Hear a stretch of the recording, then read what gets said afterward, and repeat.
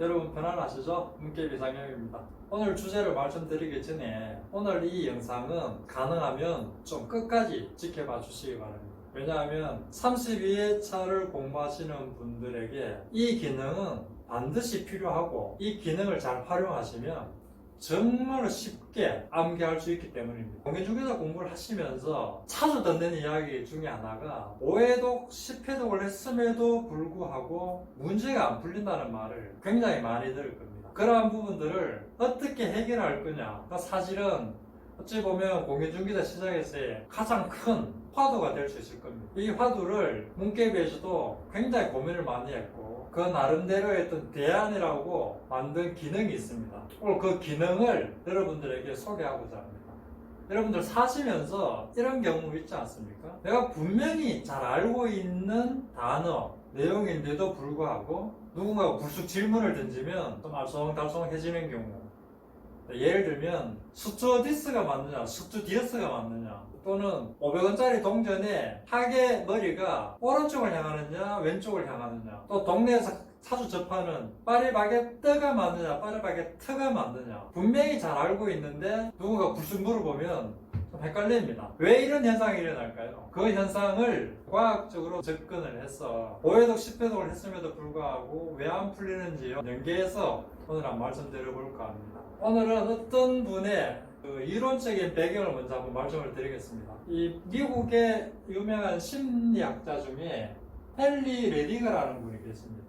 이분께서 그 책을 하나 출판을 했는데 그 책 제목이 어떻게 공부하면 가장 효율적으로 공부하실 건가라는 책입니다. 제가 늘 공부를 잘하기 위해서는 두 가지가 필요하다고 말씀을 드렸죠. 간절함과 반복. 근데 이분께서는 공부를 가장 효율적으로 할 수 있는 방법을 딱 한 단어로 표현해놨습니다. 반복. 이 반복이라는 단어를 가지고 책을 한 권을 만들었는데 반복도 두 가지가 있다고 합니다. 첫 번째는 주입입니다. 두 번째는 인출입니다.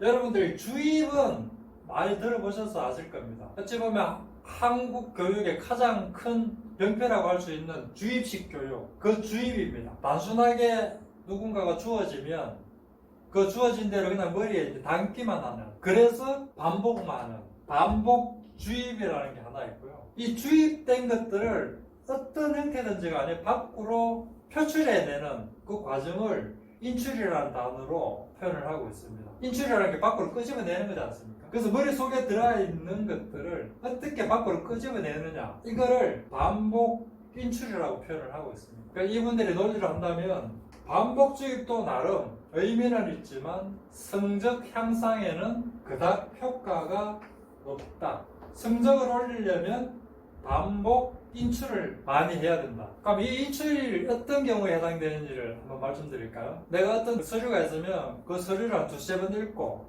그 서류를 치우고 난 다음에 A4 용지 한 장을 꺼내서 그 봤던 내용들을 지금 생각나는 대로 쭉 한번 적어보는 겁니다. 그 과정이 인출입니다. 또 봤던 그 내용들을 눈을 감고 스스로 이렇게 말로 엉얼엉얼거리면서 되뇌어보는 겁니다. 인출입니다. 이분께서 이야기하시는 가장 좋은 인출, 반복 인출이 뭐냐? 문제를 풀어보는 거예요. 그것도 반복해서 여러 가지 유형의 문제를 풀어본다는 거예요. 가장 효과적인 인출 방법입니다. 그래서 모든 평가들이 시험지로 평가를 한다는 거예요. 더 놀라운 거는 공부를 전혀 하지를 않고 문제만 계속 다른 문제 유형들을 풀어보는 것이 반복 주입보다 성과가 더 좋다는 겁니다. 공부를 전혀 안 하고 문제를 풀어서 해설지라든지 답만 외우는 걸 저희들은 답치기라고 많이 표현을 하죠. 좀 과하게 표현을 하면 답치기가 일반적인 반복 주입보다 효과가 더 좋다는 뜻입니다. 자, 그러면 여러분들이 성과를 올리기 위해서는 반복 주입보다는 반복 인출을 해야 되겠죠. 당연히 그렇죠. 뇌과학적으로 말씀을 드리면 반복 주입은 단기 기억으로 많이 남아있다고 합니다. 그래서 단기 기억은 필요 없으면 휘발돼 버리기 때문에 여러분들이 늘 저랑 상담하실 때 하는 이야기가 머릿속에 아무것도 남아있지가 않아요. 휘발돼 버린다는 거예요. 휘발. 근데 반복 인출을 자주 하면 단기 기억들이 장기 기억으로 넘어갑니다. 그래서 늘 기억이 된답니다. 그러면 이 시험을 잘 치게 되는 반복 인출을 어떻게 하느냐, 이게 관건이 될 수 있겠죠. 결국은 써보신다든지 아니면 혼자 우물우물 내뱉으시다든지 문제를 풀어보면 되겠죠. 지금 시스템적으로 가장 쉽게 접근할 수 있는 거는 문게임에서 제공해주고 있는 문제를 풀어보는 겁니다. 예를 들면 중개사 법령 및 중개실무에서 결격 사유 이런 거 막 15개, 20개 되는 그런 내용들 어떻게 외웠습니까? 공법에서 금폐율, 용적률 그런 숫자들 어떻게 외웠습니까? 그 많은 양들을 어떻게 전부 다 외우고 암기를 할 수 있겠습니까? 그런 것들을 가장 효율적으로 암기할 수 있도록 또 시험에 대비해서 언제든지 문제를 읽으면 답이 도출될 수 있도록 문개비에서 만든 기능이 있습니다. 그 내용들을 자료를 통해서 한번 보여드리겠습니다. 같이 한번 볼까요? 저는 지금 중개사 법령이 중개실무에 중개사무소 개설 등록 및 결격 사유라는 단원에 들어와 있습니다. 앞에서 잠시 예를 든 개설 등록의 결격 사유라는 주제를 가지고 무한도전이라는 기능을 활용해서 다양한 문제들을 풀어보겠습니다. 개설 등록의 결격 사유라는 버튼을 누르시면 우측에 결격 사유에 관련된 내용들이 이렇게 일목요연하게 정리가 되어 있습니다. 개념, 결격 사유의 효과, 결격 사유의 다양한 유형들 이렇게 정리가 되어 있고, 이것들을 한 번 내지 두 번 정도 읽으시고 난 다음에 무한도전을 누르시면 개설 등록의 결격 사유에 관한 설명으로 옳은 것을 모두 고르시오 라는 문제들이 뜹니다. 제가 빠르게 한번 진행을 해 보겠습니다. 1번을 한번 눌러 보겠습니다. 틀렸습니다. 다음 문제. 결격 사유에 관한 것을 틀린 것은 1번을 눌러 보겠습니다. 틀렸습니다. 결격 사유에 틀린 것은 1번 눌러 보겠습니다. 틀렸습니다. 모두 고르시오. 틀렸습니다. 모두 고르시오. 틀렸습니다. 틀린 것은 다음 문제. 옳은 것은 틀린 문제. 옳은 것을 모두 고르시오. 1번 틀렸습니다. 이런 식으로 결격 사유에 해당되는 유형들에 대해서 요 한 문제가 계속 지문들이 바뀌면서 문제를 내어주고 있습니다. 이 문제를 푸시다가 중간에 다시 한 번 더 일목요연하게 정리된 핵심 정리를 보고 싶으시다면 결격 사유를 버튼을 누르시면 다시 이렇게 핵심 정리를 띄워줍니다. 그리고 이 내용들에 대해서 동영상을 보고 싶으시다면 이 유튜브 버튼을 누르시면 동영상으로 넘어갑니다.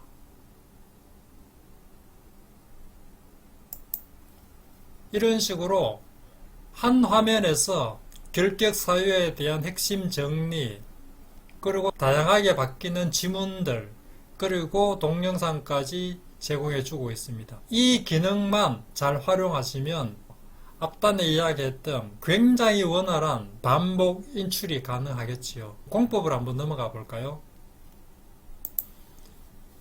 공법의 1.4단원 도시군 관리계획의 용적률, 건폐율을 가지고 다시 한 번 더 무한도전을 해보겠습니다. 건폐율, 용적률의 개념을 누르시면 우측에 건폐율에 대한 정의, 목적, 건폐율의 공식, 그리고 조금 더 이해하기 쉽게 그림으로 설명을 곁들여 놨고요. 그와 해당되는 각 지역마다의 어떤 건폐율을 이렇게 보시는 바와 같이 정리되어 있습니다. 용적률 또한 보시는 바와 같이 일목요연하게 정리가 되어 있습니다.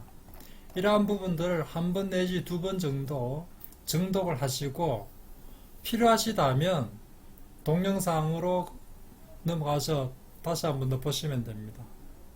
그러면 제가 무한도전 기능을 한번 실현해 보겠습니다. 무한도전을 누르시면 건폐율과 용적률에 관한 설명으로 옳은 것은 이라는 문제가 뜹니다. 빠르게 한번 진행해 보겠습니다.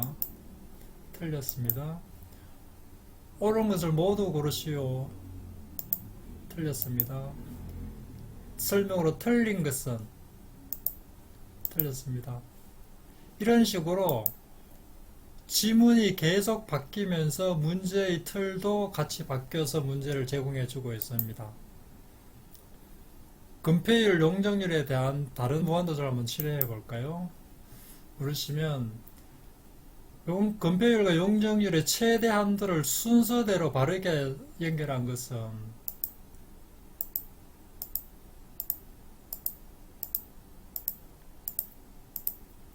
여러분들 보시다시피 이러한 부분들이 한 문제 푸는데 1분이라고 하면 한 10번 정도만 10분 정도만 투자를 하시면 근폐율과 용적률에 대한 필요한 숫자들은 어느 정도 머리에 각인시킬 수 있지 않겠습니까? 문제를 푸시다가 다시 한 번 더 일목요연하게 정리된 걸 보고 싶으시다면 개념을 누르시면 이와 같이 바로 떠줍니다. 공부함에 있어서 굉장히 편리하면서도 시간도 절약되고 그리고 반복 인출이 가능토록 문개비 프로그램이 구성되어 있습니다. 이러한 공부법으로 여러분들이 공부를 하셔야지만이 그 많은 양들을 효과적으로 단기간에 암기할 수 있을 거라고 저희들은 장담합니다. 여러분 잘 보셨죠? 공인중개사는 정말로 외워야 될 게 너무나 많습니다. 그래서 그 많은 것들을 실질적으로 굉장히 열심히 많이들 외우십니다. 그런데 정작 시험장에서 문제를 풀 때는 그 외웠던 것들이 잘 기억이 안 납니다. 5회독, 10회독을 했음에도 불구하고 문제가 안 풀리는 이유는 두 가지입니다. 첫 번째는 앞단에서 이야기했던 것처럼 수입된 게 인출이 안 되는 그런 현상이고, 두 번째는 지문의 변형으로 내가 모르는 지문들이 나오는 겁니다. 그래서 이 두 가지를 복합적으로 해결해 줘야지만이 문제를 풀 수가 있습니다. 보는 즉시 바로 답이 나올 수가 있습니다. 그런데 지금까지 공인중개사 시장에서 제공해주고 있는 어떤 방법으로도 그거를 원활하게 해결할 수 있는 방법은 없었습니다. 그래서 문개비에서 근 3년간 고민하고 노력해서 만든 기능이 문개비의 무한도전 기능입니다. 이 기능만 잘 활용하시면 앞에서 보여준 자료처럼 그 근폐율, 용적률의 그 복잡하고 많은 내용들, 중개실무의 결격 사유 이유들, 이러한 경우들을 너무나 쉽게 간단하게 해결할 수가 있습니다. 이 문개비의 이 강력한 무한도전 기능을 여러분 잘 활용하시면 32회차의 공인중개사 합격은 정말로 쉽게 다가갈 수 있습니다. 문개비의 무한도전 기능을 한번 체험해 보시기를 강력하게 추천합니다. 2월 말 정도면 이런 기능들도 모바일, 휴대폰으로 하시라도 접할 수 있도록 만들어질 겁니다. 잠시 짬이 날 때 휴대폰으로 언제든지 5문제, 10문제씩만 풀으시면 한 개념들이 완성이 될 수 있습니다. 여러분들 개념 한계의 끝판왕, 무한전도를 한번 체험해 보시기 바랍니다. 문개비는 늘 여러분들의 합격을 위해서 최선을 다하겠습니다. 감사합니다.